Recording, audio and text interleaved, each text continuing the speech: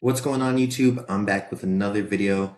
Right now I'm having some technical difficulties here at my setup, but it's okay. Apologies for such a late video on the New York Knicks, but I mean, no matter what, I was going to be talking about them.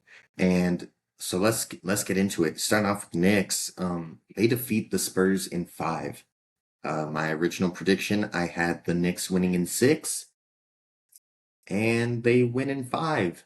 I'm very shocked by this, mainly because if you're San Antonio, you have to question a lot of things.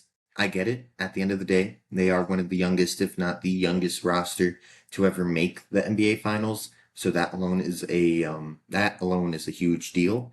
But inexperience really shows, and it checks out because goodness, this Spurs roster is struggling this series.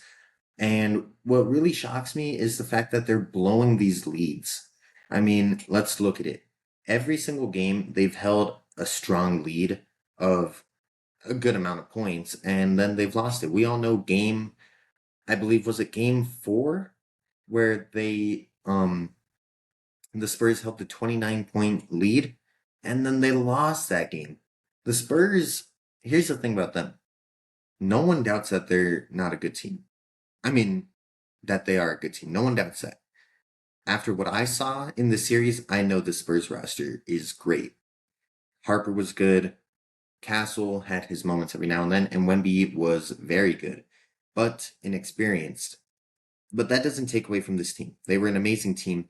The issue wasn't the team's poor performance, it was the fact that they couldn't close out a game. If they were able to close out the series, I mean, we'd be looking at a completely different outcome of the NBA Finals. And that kind of hurts San Antonio. I get it. Extremely young. Your head coach, Mitch Johnson, this is his first year in the league. So overall, you exceeded expectations while still meeting expectations, if that makes sense. But it's just crazy to think that the team that, would go back and forth, having blowout games and then eventually beating the reigning NBA champions, OKC Thunder, you would think that team could handle the New York Knicks. Well, they couldn't. But that's not to say the Knicks are an easy team by any means. And the Knicks, they need some real respect. Mainly because, look, you were down 2-1 in Atlanta, I believe. Then you won the three straight. And then you sweep Philly. And now you're at 7 games straight of victories. And then you sweep Cleveland. So now you're at 11 games. And then the first 2 games of the finals, you win on the road, by the way. So you had a 13-game stretch of nonstop victories in the postseason. That is something that needs to be talked about. I'm not going to start any narratives right now about calling this Knicks playoff run one of the best ever, but it's definitely something I can see being considered underrated years from now, mainly because you were kind of under the radar. You swept 2 straight teams. You beat the West in five in the finals, and you came back from a 2-1 deficit. I'm not going to act like that's anything crazy, but the fact that you won out from that is extremely impressive. And you did it with, how do I say this? Jalen Brunson is a superstar, by all means.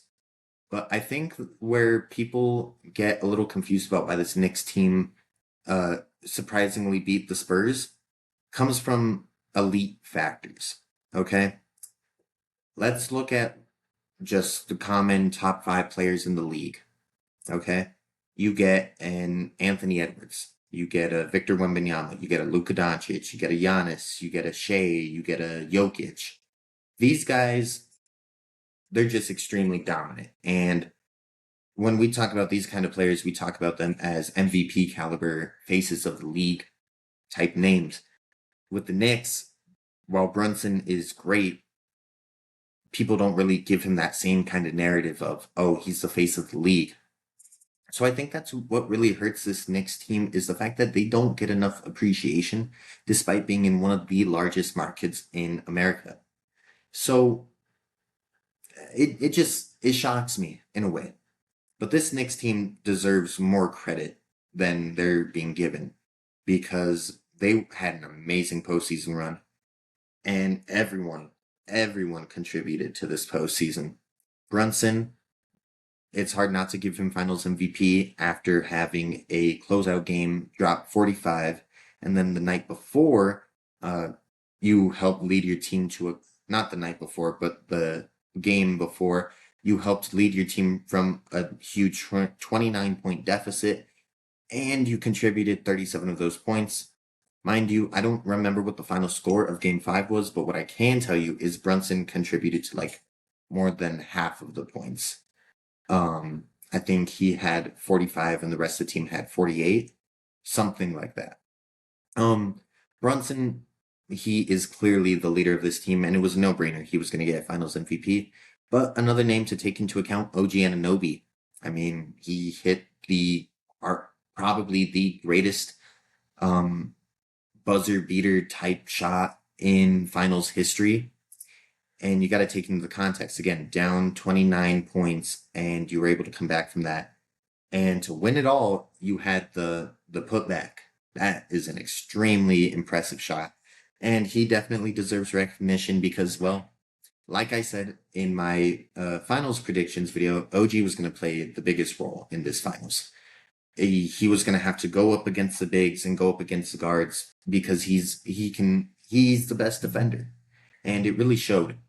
Now, just because you're going to be the most impactful player on a team doesn't necessarily mean you're the finals MVP, because Brunson by far, was the one deserving of this award. Josh Hart, people were talking about Josh Hart like he was Dennis Rodman just off game 1 alone, because let's say he only had like 5 points or 3 points, and he had more rebounds than Wemby. He had steals, he had blocks, he was well rounded in like every stat category except for points. But that just shows how much he can contribute without needing the ball and without needing to score. Mikal Bridges had his moments every now and then. He was a good bucket getter for this team. Overall, just a very impressive team. And another thing to shout out is their depth. Jose Alvarado specifically. This dude is amazing. He contributed so much.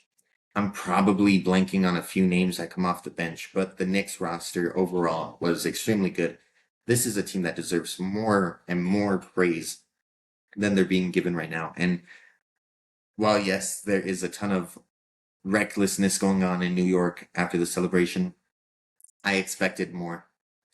I expected more. They were talking about the cities being burnt down if they won the championship, and I haven't seen it yet. No, but in all seriousness, this next team, it was amazing what they were able to accomplish. Spurs, you'll be back for sure. It's a matter of who you have to face in the West. You know, Wemby versus Shea for years to come. Or you could even say maybe Luka wants to step it up right now. Or maybe Ant-Man finally gets his turn. The thing about the league is anyone can win it.